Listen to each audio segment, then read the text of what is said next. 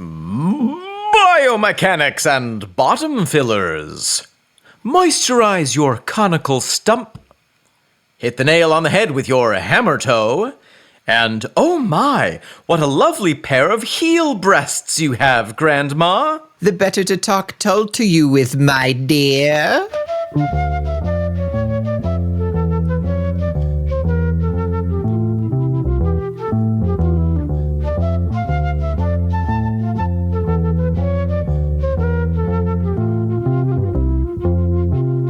Welcome back. I am Omen Thomas Sade. And I am Nick McGill. Together we are the prehensile tail that is the feckless moans. And this, my little Q-tips, is Talk Tull to me.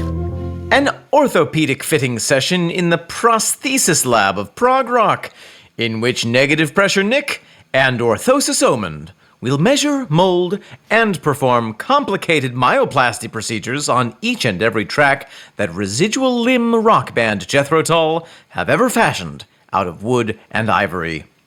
We will work tirelessly to evaluate the Peter John Battesi volume loss, pensively predict the David Pegg pistoning, and beautify the blessings of the Martin Barr ball girth. And if we can traverse the musical median plane, traipse across the percussive pens plantis, and bear the phantom pain of plucked instruments, we may one day have our musical scoliosis straightened by the shock-absorbent Scotsman, the transfemoral troubadour, the wrist unit who knows how to tune it, Ian Ankle Stabilizer Anderson. Wow. Very good. All work references? All, what are we going for with that? Prosthetics. Prosthetics? Prosthetic ears of tin? Is that what? There you go. You got it. Okay. You signaled my train of thought moments before it collided. I flagged it down, pulled it over. Yeah. Hitched a ride, and then we crashed. Nick, speaking of crashing, welcome back to the podcast. Here we are to talk about another song by Jethro Tull.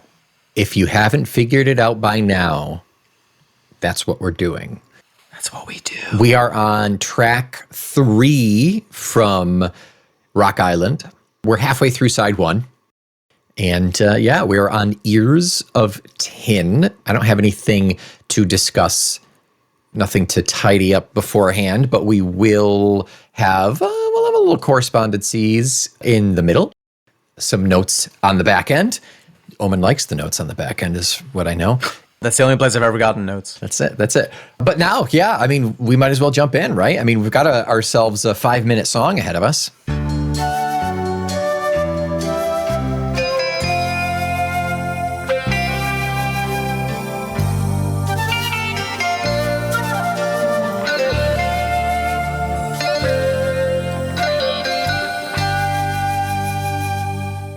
And Nick, there we have Mainland Blues by Jethro Tull.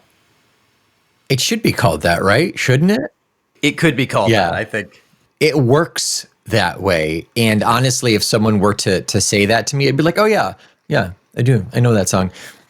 It's funny hearing, especially with all the bonus tracks that we've been listening to, hearing how at various points, either Martin or Ian or somebody has said, well, we were going to call it this, but then it had this in the song, so we just called it that. It's like kind of arbitrary sometimes. Yeah. Whatever the hook is, where it's like, well, that's what we ended up saying. I wrote the song under this name, but this hook seemed much catchier. And I guess it's just more aesthetically appealing to have like the hook be the name. You know, it's much more memorable, I guess. That speaks to the creative process as well. Often you'll start writing something, you'll write a play or a novel, and then at a certain point you'll realize, oh shit, I have to call it something. Like it has to have a title. Yeah. I've been in situations where I was like, I would rather just not call it anything. Yeah. Untitled Work, number 37. Untitled Work. That worked for Bach. Look at where that got him. Yeah, he's dead. He's dead now. So, Nick, let's talk about the musical aspects of Ears of Tin. So many musical aspects to discuss. So many. Where do you want to start? Let's start at the beginning. A very good place to start. PJV in here, one of the few tracks that he is on our little synth-tastic experience that we've got going on here. Did you detect him in the beginning? Yeah. Oh, yeah. The very airy, light. It takes me back to Neverending Story almost.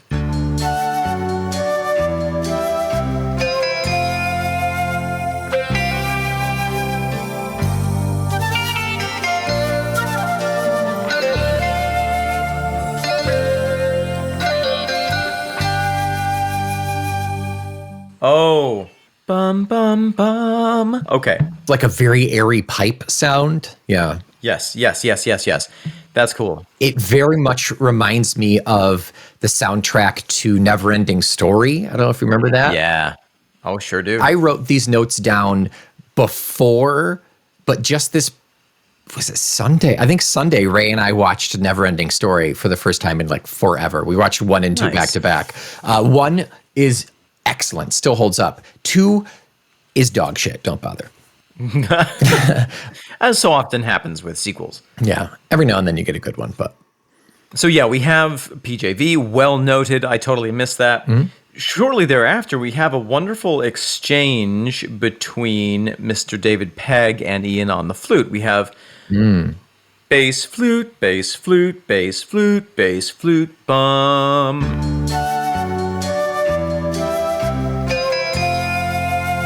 It's a wonderful kind of back and forth, which actually sets up a musical theme of this piece, which I feel is present, which is this kind of juxtaposition of the sweetness of the highlands and the sweetness of the island versus the angsty industrialism of the mainland. yeah. The grunginess, the sacrifice to leave, that departure is that much more palpable when you feel such a brightness and lightness for one and the darkness of the other. It's interesting. I'm into this song. It's really good. It's a good one. We are in Jethro Tull's mandolin era in a new way. I mean, we've had mandolin for years, for decades, but I feel like David Pegg in particular is bringing his mandolin skills to this album in a way that's really fun and refreshing and kind of is a reminder or provides us a route to the folk background. But it's like a modern sound, though, you know? It's not the folk trilogy Mando, but there's something so new about it. And arguably, this is better mandolin playing than we had back in that folk era. It's great. It's really, really good. The tremolo, it's still very sweet and sweeping. It's very good work. Yes.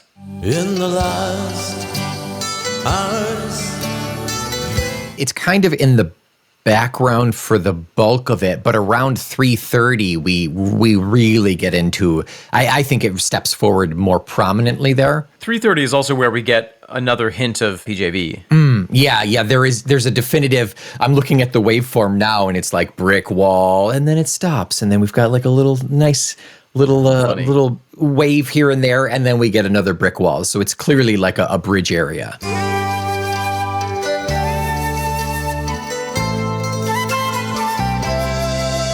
And this whole song keeps jackknifing us back and forth between this theme of dee, diddle-dee, diddle-dee-dee-dee-dee, diddle-dee-dee, and then the down, down, squat-up-ba-da-ba-dow. Yeah.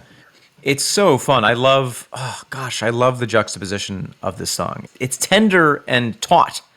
It's great. It really encompasses the idea, the sonic idea of this. And I mean, you could even think about it sonically, being on the island. It's nice. And you hear the breeze through the trees. And then you get on the diesel ferry and you hear that chugging and the engine ripping, you know? That's the prelude to the hustle and bustle.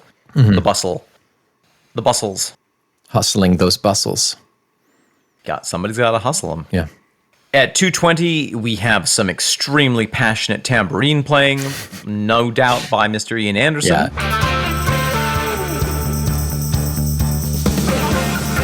He got carpal tunnel from that tambourine playing. It's very vigorous. So few people can play the tambourine with so much angst. With so much rage and anger. Yeah. Like when I play the tambourine, it sounds like, oh, somebody's shaking a thing. Yeah. Some people make it sound like, oh, it's a joyful expression of excitement. Yeah. Ian has the darkest tambourine playing of anyone on the planet. Well, that's the heaviest instrument that he plays,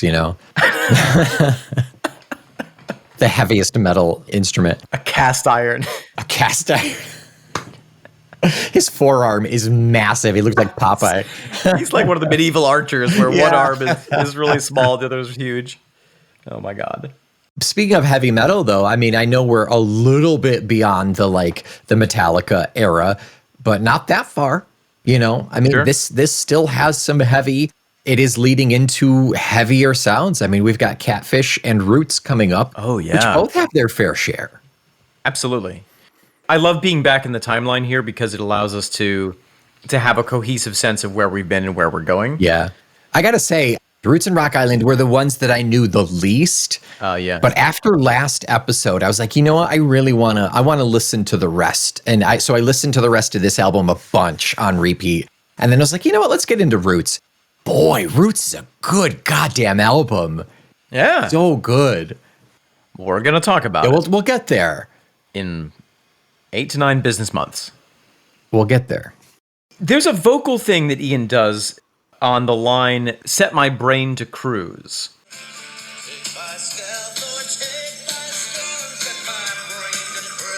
Cruise.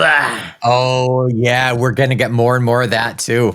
We're going to get more of it, and I love it. I love that sound. Yep. I associate that with Raising Steam. So Raising Steam was Crest, I believe, right? Oh, I associate it with Rocks on the Road. Oh, yes. Yeah.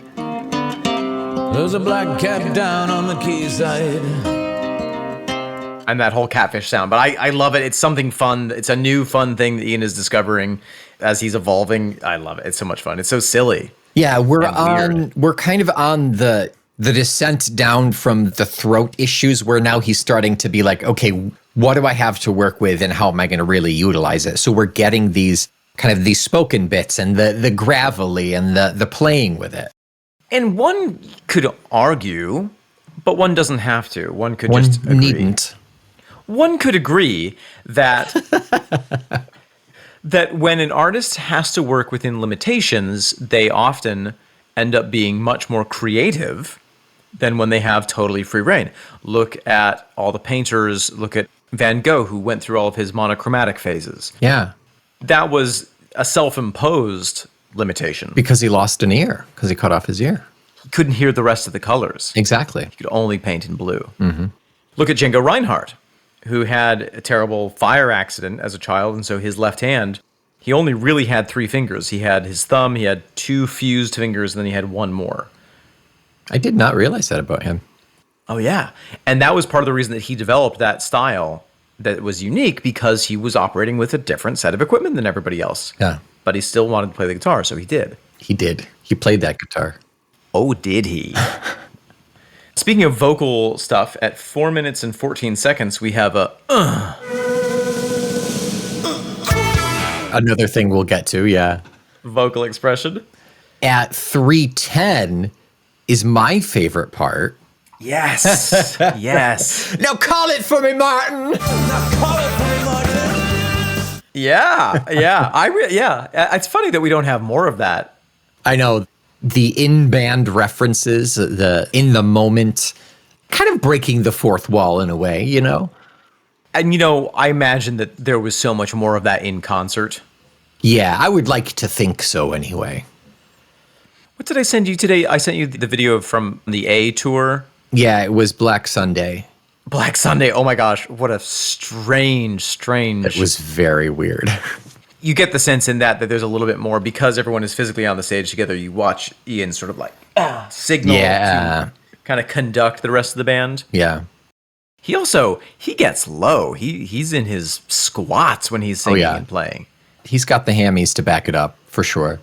He's got the widest stance of any rock singer in the 1970s. So we all watched it. Ray Rook and I did. And I think Ray mentioned, she called it goblin pose. Yes. Yeah. I mean, it kind of is. Yeah. With how it started, Rook was very like, had no idea what was going on, but by the end, he's like, it started out weird, but it got rocking. And it did. An accurate assessment from Master Rook. As the song builds toward the end, we get more and more of stacking the vocals, possibly a stacko 3 instead of our traditional stacko 2. Yeah, it does sound multi-layered for sure. And then right toward the end, right at 4:47, we have a wonderful little PJV kind of send off. Yeah. To me, that feels like stuff where the trio recorded it, layered in everything that they wanted to add, and then there was a decision made of, it feels like something's missing. Let's call our friend PJV. Yeah, can you work your magic on this? And him just adding those subtle things, which does bring the level of the production up a bit. Yeah, it does. And at the very, very end, we get just a single flute, a lowing of the flute, just a... And the mainland blues.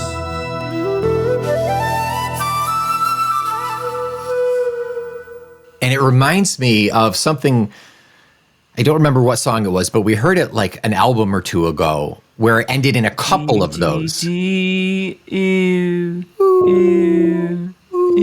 Yeah. Farm on the Freeway? Oh, it might be. I've got Farm on the Freeway right now.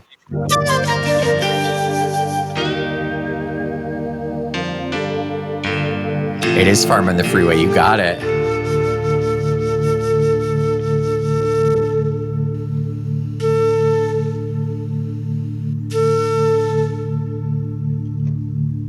Nailed it. Oh, 4 of them. Yes. That's kind of how I remembered it, because I remember it leading into something else. Wow, Yeah. interesting. Yeah, Cool. good memory on that. Very good. It's got to be good for something. And it just so happens to be Jethro Tull trivia. Yeah, very specific musical phrases. Oh, I explained the whole special guest Eddie Jobson to Raven while we were watching that video. she was Oh my gosh, it's so funny. vaguely interested. I'll take it. Not much more. Yeah. Oh, just other things to note musically. Martin kind of is using 2 different guitar sounds, whether it be a pedal or a different instrument. He starts out with a kind of a twangy sound that lays further back when we're more in that sweet part of the music. Got a job in a southern city. And then he gets more what we expect from this era, the really super rocky electric overdrive sound. Yeah. Again, just wonderful to have that contrast. Throws a pedal on there or something to just dirty it up a little bit. And then there's fabulous work between Don Perry and David Pegg, creating this really thumpy kind of like stomp.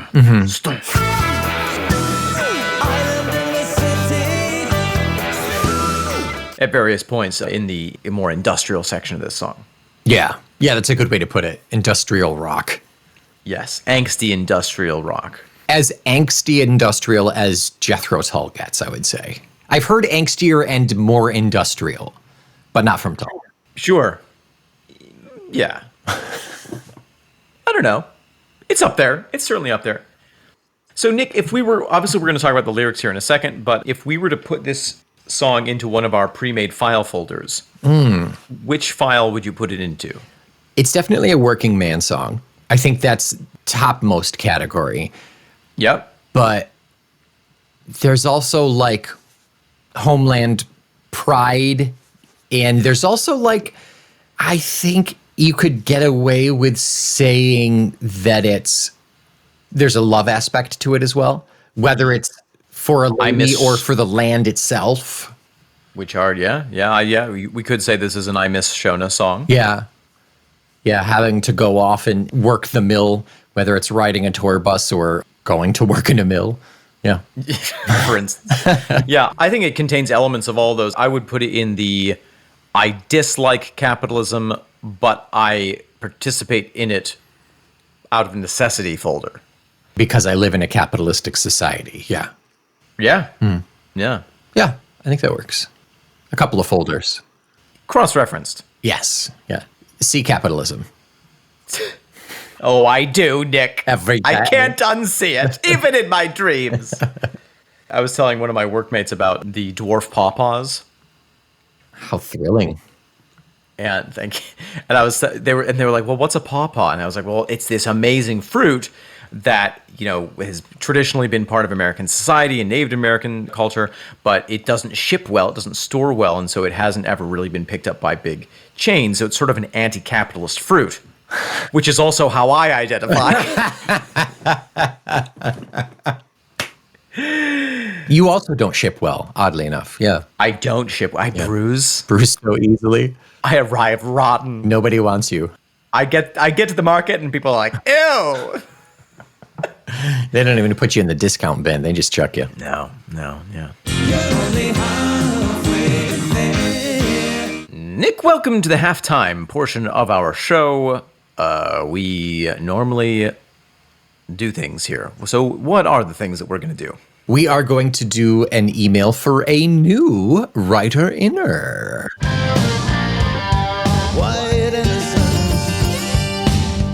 Oh my gosh, that's so exciting. That's right. We have ourselves a Floridian having written in from Tallahassee, Florida. Wow, I didn't know that anyone else in Florida could write. This is from Buddy. Hey, buddy. I am a recent devotee to your podcast and would give you 10 stars if I knew how. I've been trying to catch up on listening to broadcasts, but alas, I just heard your opener on A Passion Play. What amazing memories it revived of a concert on April 24th, 1973 at the Miami Beach High Alive Front-In. I'd been a Tullophile for several years since the release of Stand Up. I remember being drawn to the name of the band and the potential mixture of classical and rock. I bought Stand Up as a part of my initial subscription to the Columbia House Record Club, baby! Oh, yes. 8 records for $1.99. I'd experienced 2 previous Tull concerts featuring music from Benefit and Aqualung, and remember thinking I feel sorry for any band preceding or succeeding them on stage because there was nothing like them. Wow. However, the Passion Play concert was far beyond anything before. The title song lasted 90 minutes, then Ian approached the mic and said, "Now for our second song," which was a portion of Thick as a Brick. Easily the most spectacular concert I attended in my 40 years of going to concerts. Thank you for your devotion to this truly one-of-a-kind band. It is a shame they're not in the Rock and Roll Hall of Fame. Thank you, Nick and Omen, for your thought-provoking words, mature vocabulary, humor, and perseverance. Buddy. Buddy, thank you so much. It's wonderful to have another Floridian listening to the podcast. I don't know at what rate you were listening, but hopefully in the not too distant future, you'll find this little tidbit here waiting for you. Just great to have you and your experience, your direct experience with the heydays of Tull, join our collective brain. Yes, it has now been assimilated. You have been, the resistance is futile. Thanks for writing in. It's a pleasure to have you amongst us. So we also have not necessarily hate mail, but your standard old man yelling at the clouds, afraid of change, on our YouTube on the Hammer on Hammer live reaction video. Very bad. Since Ian Anderson fired all members and formed the new Ian Anderson Band, which never is Jethro Tull, his music is too far from it was in the past. Jethro Tull ended when he fired Martin Barr, D. Perry, and A. Giddings. For the fans that like the new guitarist, I say you don't know how to differentiate good and bad guitarists. M. Barr is irreplaceable. Well, I certainly agree that M. Barr is irreplaceable, and yet He's been replaced. He's been replaced. I think I was thinking about this. If we weren't doing this podcast, would I feel that the current iteration of Jethro Tull was really Jethro Tull? I don't know. I think that because of the process we've been through, because we're trying to view everything with some degree of remove and academic approach. Yes, subjectivity. Yes. I think that it is easier to accept, this is a continuation of Jethro Tull, whether or not it is the Jethro Tull that people knew. It reminds me of an Alan Watts lecture. He was describing the non-continuality of self. And he said, if you take a rope that's 5 feet long, and the first foot is made of silk, and the second foot is made of cotton, and the third foot is made of jupe, and the third, whatever, it's made of different material. Made of gypsum? It's made of gypsum. Okay. Who's very fibrous. And you tie a knot at the end of it. The knot is composed of silk because it's in the first foot. But if you slide that knot up the rope, it's the same knot. But at a certain point, it will no longer be made of silk, it'll be made of cotton. And if you slide the knot up further, it's still the same knot, but then it's made of jupe. That's sort of how I think of it. It's the same, it's still Jethro Tull, but we've slid it up and the materials have changed. It's Theseus's ship, though, right? I mean, it's the same thing, right? You know, you just keep the figurehead and everything else has been replaced. Yeah, you don't replace Theseus. That's the key. That's it, yeah. Yeah. I understand people's resistance to change, and I respect the feeling that, that the current iteration is not Tull. It's very different. Certainly, that's something that Martin Barr has said. We saw that interview, and I respect that opinion as well. But I think for us, we have concluded that for our purposes, at least, we are going to consider the current iteration Tull. Right. We would have stopped at the Christmas album if that were the case. But we couldn't stop. But we couldn't. Can't stop, won't stop. There's a bomb on this podcast. And if we stop recording episodes, it'll go off. At 50 miles an hour. That's how quickly we record these. We record them fast. Yeah. Yes, everyone's entitled to their own Tull opinion. Everybody has their own Tull opinion, and we accept and embrace it. And, you don't have to listen to the new stuff. That's all. Go back and listen to Passion Play. You do have to listen to the new stuff nude. The nude stuff. Yes. You have to listen to the old stuff nude. Then it's nude stuff. Everything old is nude again.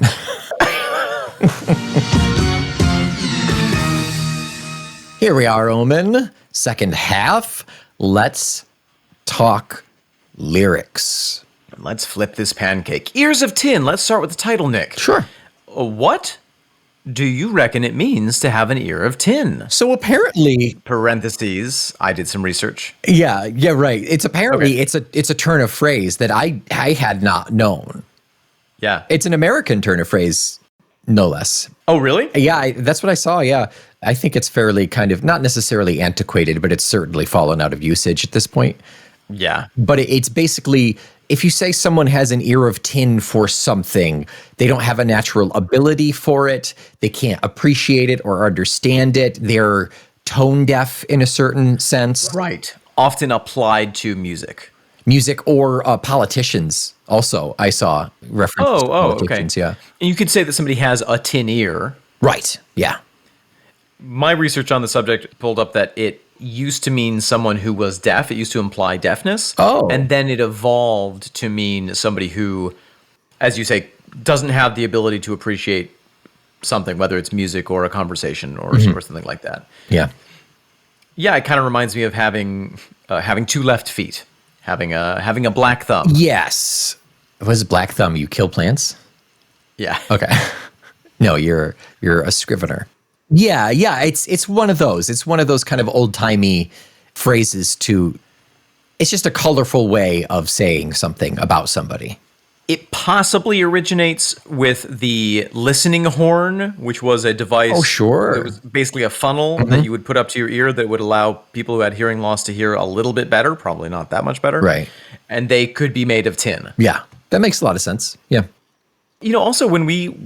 sometimes if something has been poorly recorded or a speaker isn't very good, we say, it sounds kind of tinny. That's true. So there's an implication of tin not being a very acoustically sound material. Yeah. Yeah, that's true. Yeah, I wonder where that comes from, if that's part of that, something sounding tinny. Because I don't know. I can imagine what something tinny sounds like. It's usually there's no bass under it. It's really just in the high registers. There's a lack of accuracy. Yeah. I think it comes from it is not an acoustically conductive material. It's not like brass or bronze or steel or silver or marshmallow. Yeah. So, with that out of the way, interesting. So we have we open in the Scottish Highlands on an island. An unnamed island, perhaps in the north of some country. Before we get into this, can I posit a theory that I know for a fact is incorrect? Oh, I can't wait. So ears of tin. A tin is a British way of saying a can, right? Like does exactly what it says on the tin. It does exactly what it says on the tin. A tin can is something that you make a phone out of, and you can listen to the tin can phone.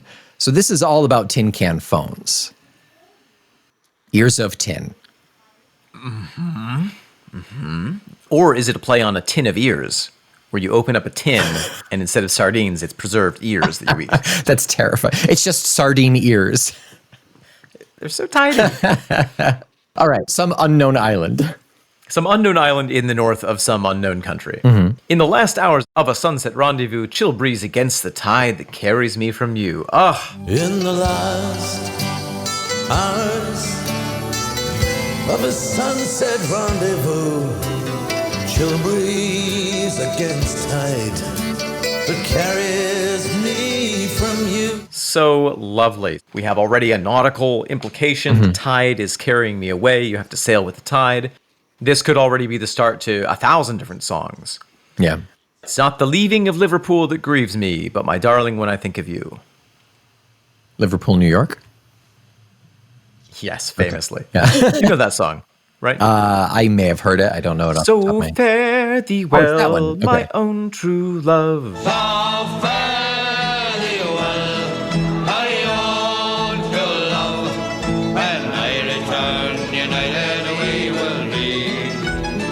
It's not the leaving of Liverpool that grieves me, but my darling when I think of thee. Got a job in a southern city, got some lead free in my tank. Now I must whisper goodbye, I'm bound for the mainland. I got a job in a southern city, got some lead free in my tank. Now I must whisper goodbye, I'm bound for the mainland. So we have the mainland, that's how we know we're on an island. I must whisper goodbye. This reminds me of a number of other songs where there's this theme of a pre-dawn departure. Yes. I leave my love a-sleeping. Yeah. I just want to point out lead free. It's another metal, lead and tin. But also, this is a time where lead free is something to note. Like gasoline was still leaded at this time. Was it leaded in the 80s? Yeah, I don't think Really? it was until the mid 80s when they were like, that's probably something that we shouldn't be doing. You know I'm a big fan of Sting. Big fan of lead in all things. I love the heavy metals. I do know that you like Sting, correct? There's a song, I'm blanking on the name, I will look it up. He's describing working at a gas station, and he's like a redneck, know-nothing guy. And this fancy car pulls up, and the guy gets out in his cowboy boots and his Stetson hat and his rings, and he says, "Fill her up, son, unleaded. Need a full tank of gas where I'm headed." And it's about the desire to go off and have this glorious, exciting life. But I always think of that. Unleaded, of Sting singing that. And that song was probably from the 80s, I imagine. Right? It's from Brand New Day. Okay. Sixth solo album. Oh, 99. Crikey. Fill her up, son, unleaded. I need a full tank of gas where I'm headed. Anyway, great song, great album. Not what we're talking about today. Island in the city, cut by a cold sea, people moving on an ocean, groundswell of humanity. Island in the city, cut by a cold sea. People moving on an ocean, groundswell of humanity. So here's one of my biggest questions about this song. What is the island in the city? I think once he leaves his home Uh-huh. and he goes into this harsh environment, he becomes the island. He's the Rock Island. Yeah. He's the natural piece in this industrial man-made. Yeah. Ooh, I love it. That makes a lot of sense with the theming of the album. Yes. Yeah. Yes. Okay, great. And so the groundswell of humanity, that's the ocean of people. Yes. People moving on an ocean, but also the Right. people are the ocean. The people are almost the flotsam of the ocean. Even if he's moving with the tide, he is still an independent piece. He sees himself as not a part of these people, even though this is his job. He could have been here forever. Well, maybe not forever, because he got a job in the southern city kind of implies it's a newer thing. Right. But we know from his history that he spent time in London, obviously. Sure, yeah. If we're applying our historical knowledge to this song and imagining that this is a song about Ian Anderson, which is an assumption. Correct, yeah. I do think oftentimes he doth protest too much in saying, oh yeah, it's not about anyone, but it's like, I mean, come on, Ian, like really? You write what you know, you write from your experience, whether you intend to or not, on some level. Yeah. And that theme is very much a theme running throughout the work of Tull, whether or not it's a theme running through the life of Ian Anderson. Right, yeah. Now the sun breaks through rain as I climb Glen Shell on the trail of those old cattlemen who drove their bargain south again. In the eyes of those five sisters of Kintail, there's a wink of seduction from the mainland.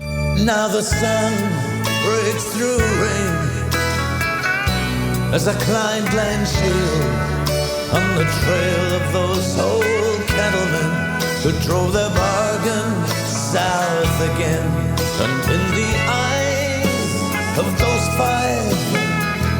five sisters of Kintail, there's a wink of seduction from the mainland. These sound like geographical features, possibly either on an island. And where are they? Did you look them up? They are in the Northwest Highlands. Glen Shiel is the glen that the river goes through, surrounded by sets of mountains, and the Five Sisters of the Kintail is a set of 5 mountains.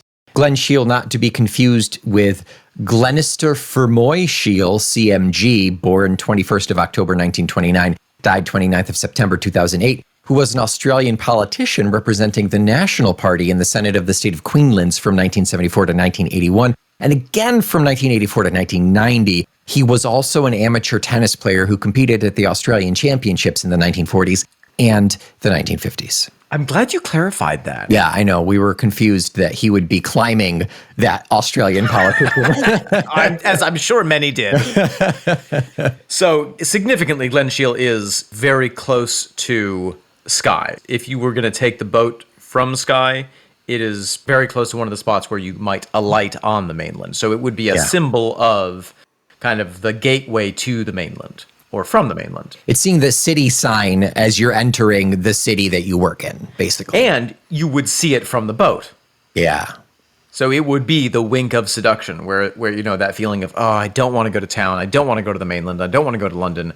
And then you start to see the signs and you're like, ooh. Okay, maybe. No. Maybe it'll be okay. That check sounds sweeter and sweeter. Yeah, right. Reminds me a little bit, going back to the family. Oh, a little bit. That contradiction. It's the opposite direction, though. He's already in the city in Back to the Family. He wants to get out where the phone won't ring and bother him. And in Back to the Family, he hates both places. Whereas here, there's a clear, I prefer my tranquil life and I go to the city by necessity. And there is that allure, that seduction a little bit. So then we move into the expanded chorus. Island in the city, cut by a cold sea, people moving on an ocean, groundswell of humanity, storm lashed on the high rise.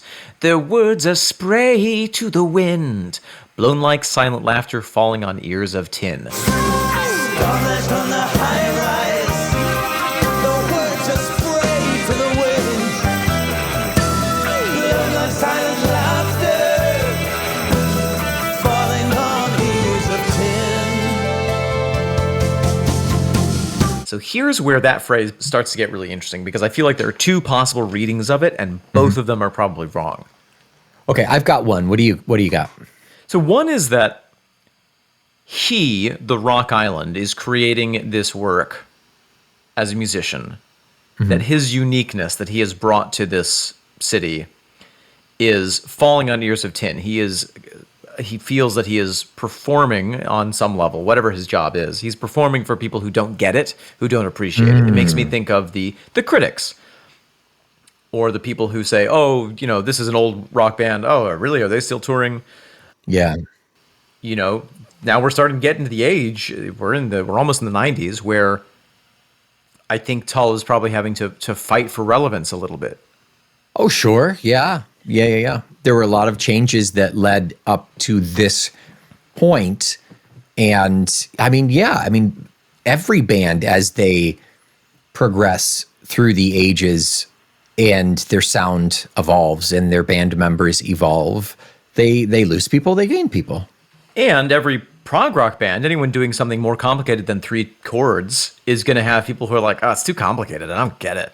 Yeah. So that, I feel like there's that. The other side of it, because of the way that it's written, it makes me feel like all of the words and all of the laughter of the populace, of the human ocean, is falling on his ears of tin. Yeah. There's this whole kind of human, everyone's getting it, everyone is like in on the joke, and he is listening to it through a glass that he can't understand it. It's not registering for him. Is that what your interpretation was? I took it as he has the ears of tin. Which is such an interesting thing to say about yourself if your job is to make music. Right. But I mean, it doesn't necessarily have to be tone deaf. I think it's, in this sense, I take it more as falling on deaf ears. Right. Or the side of the tin ear being something that you don't have the natural ability for. You can't. Socialization. Yeah. Whether it's socialization or you're going to a job that you're really kind of crap at, but you have to do it for financial reasons. It reminds me of both A Small Cigar and Lost in Crowds. Okay. I got lost in crowd. That's a very good album. At starry parties where among the rich and the famous I'm stuck for words, or worse, I blather with the best of them. At starry parties where amongst the rich and the famous I'm stuck for words, or worse, I blather with the best of them. That's that sense of, there's this thing that I don't really get, and I have to participate in it. Right. I don't get it, and by virtue of my career, I belong here, quote unquote, but I clearly don't belong here. If I weren't a rock star, I wouldn't be here. Right. And the choices are ignore it and feel left out, or participate in it and hate myself. Right. And then write a song about it. Yeah. Yeah. So then we move on to take my heart and take my brawn, take by stealth or take by storm, set my brain to cruise. Take my heart and take my brawn, take by stealth or take by storm, set my brain to cruise. A lot of fun stuff in there. Yeah. Take my heart and take my brawn makes me feel like this is a working man. This is not Ian per se. This is a guy going to do physical labor. This is a blue collar song, which we've seen plenty of. We've seen plenty of blue collar songs from Tull. Yeah, certainly. Take my heart, take my brawn. Take my love, take my land, take me where I can. Wow. It's the Firefly theme song. Oh, yeah. Serenity? Firefly was the show. Serenity was the movie. The film, yes. Oh, great. A nice deep cut. Take my love, take my land, take me where I cannot stand. I don't care, I'm still free. You can't take the sky from me. Set my brain to cruise. I love that phrase. It kind of is like, I don't like to be aware of this process, and so I'm going to put myself in automatic. Right, yeah. Who doesn't relate to that? Right. I'm doing it right now. Yeah. I mean, how many people on public transportation do you see with headphones on? Or at work when you're bullshitting with your... Oh, yeah. With your work buddies. Autopilot. You don't have to be there for that. You could set that and forget it. I can see the glow of suburb lights. I'm fresh from the outworld, singing the mainland blues. I can see the glow of suburb lights. I'm fresh from the outworld, singing the mainland blues. Oh, the mainland blues. Right, so I'm trying to find out if outworld is a phrase. Every time I look it up, it takes me to the Mortal Kombat reference. And I don't think that's what... I mean, he was an early adopter. He was big into Mortal Kombat in 1989. He was a playable character in Mortal Kombat. Finish him. Fruiting him.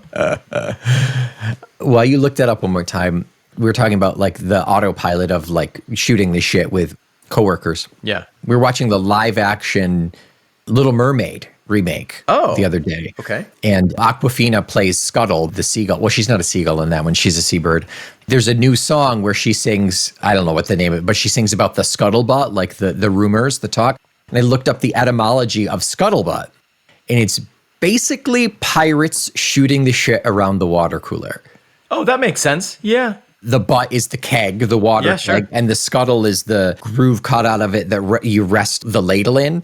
So the scuttle. Oh, so it's when you're all leaning there, you get a drink, and you're talking about Curly Pete over in the corner who smells funny but won't take a bath. Or you're bullshitting and saying, about your glorious, oh yeah, before I was on this cruise, oh yeah, I did this. Yeah. It's literally water cooler talk. Yeah. It's so funny. So I do feel like outworldly is something that I get a ping on, which means like otherworldly, something that is improbable. Right, yeah. I feel like there's a term that I'm not finding. I feel like I've heard it before, but I think it's just I'm fresh from the outworld. I'm not a part of this world. I'm from out there. Yeah, I'm on the outside. Singing the mainland blues because I'm on the mainland. I'm singing the blues. I would much rather be on the outside. Oh, the mainland blues. Yeah. Yeah. That's all. That's what I think it is. I think you're looking for more there. I'm thinking too hard about it. Yeah. There was a girl where I came from. Seems like a long, long time ago. There was a girl where I came from. Seems like a long time gone by. Obviously, this is a recollection of the Shona character, the Lady Love. And I think it's interesting where it's not like, ooh, I can't wait to get back. It's, oh, I have this distant memory. It's almost like, it reminds me of in Gulliver's Travels. There's some place where he gets kind of, or even, in the Odyssey where... Oh, yeah. A character will get wrapped up in something and lose track of time and have this like distant memory of something I'm supposed to be doing. And, oh, yeah, there's a girl. Mm-hmm. This is his girl. This is his wife whom he left just this morning. But he goes through such an arduous journey and becomes such a different person just to do that maybe it's Theseus's ship. Like how much of him remains when he's over there on the mainland. Well, and that, going back to this concept of the Buddhist knot and the rope, that's a really interesting way of looking at this. When we travel to different environments, we've talked about code switching before. Yeah. Where if you grow up with a patois and then you, for work or for society, have to learn the official language. Right. Is it you in both circumstances? And there are some people who argue, oh, you're being fake in this place because you're speaking differently. Well, no, it's you, but you've slid the knot. You're... Right, yeah. It's a continuum of you as an individual. That's why the Buddhist concept of there is no self, there is no identity is particularly helpful. That's why humans have survived, is adaptability. Exactly. Yeah. So then we kind of get the desire to return or the process of returning. There's a coast road that winds to heaven's door where the fat ferry floats on a muted diesel roar. There's a coast road that winds to heaven's door where a fat ferry floats on muted diesel roar. That's the ferry that takes you back and forth to the island. So it's kind of the hero's journey here. Mm-hmm. And then we have a callback to the reference of where is it? So the sun breaks through the rain and it's a wink of seduction through the peaks of the 5 mountains. That's going to, now coming from, returning, we also have, there's a light on the hillside and there's a flame in her eyes. Yes. How the cold lights burn on the mainland. There's a light on the hillside and there's a flame in her eyes. But how cold the lights burn on the mainland. So there's the warmth, there's the flame, there's the light in the house, in the woods, in the valley. And now, having come from that mainland, he can compare the two now. And boy, wow, it was really cold, unforgiving, harsh fluorescent light over there. Yeah. And it's warmer and more appealing and embracing and accepting here. Yeah, it's almost like when you're in it, you get hypnotized to feel like, ooh, this is good. This is what I want. Yeah, this is cool. And then you get out of it and you're like, oh my God, I can't believe I was doing that. Right. You're brainwashed. Yeah. You know, that's how a lot of people have described, and certainly how my experience has been with living in big cities. When you're doing it, when you're in it, you're like, oh yeah, this is the real stuff, man. This is really cool. Oh, I love New York. And then you get out of it and you're like, God, why did I put myself through that? You and I must have had this conversation when you were in insert city name here 4 or 5 times at least. I feel like we've had this discussion. Yeah. And it's a theme. I think it's something that people experience. Particularly like if you're from upstate New York, you know, it's like, it's such a big difference. You know, if you're born and raised in the city, I mean, there's some people who will never leave the city. They love it so much. You know, more power to them. And they don't know how to survive outside. Right. There's grocery stores. You just have to drive more than 5 minutes. I drive a half an hour for groceries, Omen. I don't eat groceries. I don't eat. Been falling on ears of tin and a mainland blues.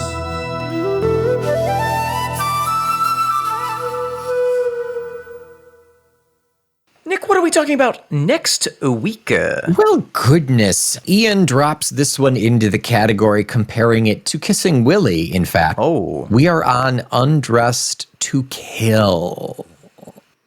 Sounds very interesting, and no doubt it's about Greco-Roman wrestling. Yes, yep, nude wrestling. They generally didn't fight to kill, but Ian, when he does Greco-Roman wrestling, there are no survivors. Yeah. no holds barred. Yeah. Could be about nude bow hunting. True. Whenever I talk with hunters, I always say, oh, you guys wear clothes out to hunt? Who are you, namby-pamby? I think Enjoy Hercules your soy burger. did everything nude, I think. Oh, he did everything nude. Everything nude. Except for sex. Let me put on my sex jacket. That's the sequel to Sex Packets, actually. Oh! Great reference to the Digital Underground. You're welcome. So, until next week... Before the sun breaks through the rain, spot 5 stars in the sky, please, and drop them into your podcatcher of choice, along with a rave review. And I actually just learned, I think it's universal now, Spotify does have the capability for rating, reviewing, and certain levels of interaction with podcasts. So all of our Spotify listeners, get in on that. 1 star for every one of the 5 sisters of Kintail. You can't wear the West Wind in your hair, but you can wear Talk Tull to Me merch, which you can get at our TeePublic page, which you can find the link for which in our show notes. And I just did an update this morning. Before, for some reason, there was not the option to have the Feckless logo on clothing. It is available now. Wow. And TeePublic now offers a tie-dye shirt. So What? get in on that. I got myself a Feckless tie-dye today. No doubt you did. Yeah. If you've got a job in a southern city and have a long commute with your unleaded tank of gas and you need more pods in your ear to make the commute, why don't you consider subscribing to our Patreon for a mere $5 American a month? You will get access to several other podcasts that we offer, 1 monthly of Feckless and 1 monthly of Outtake Tull to Me. One of which is total nonsense, one of which has interesting content, but you won't know which is which until you subscribe. And it also gets you access to our Discord where you can talk to other like-minded Tullskulls. And by gummy, it is a great community. You don't have to be a rock island. You can build a bridge to other like-minded listeners in our Discord chat. Until next week, I was the girl where you came from. I'm Nick McGill. I'm that fat fairy, Omen Thomas Sade. We are blown like silent laughter, the feckless moans. If only we were. And this is the high rise which has gotten spray all over it. Talk Tull to me.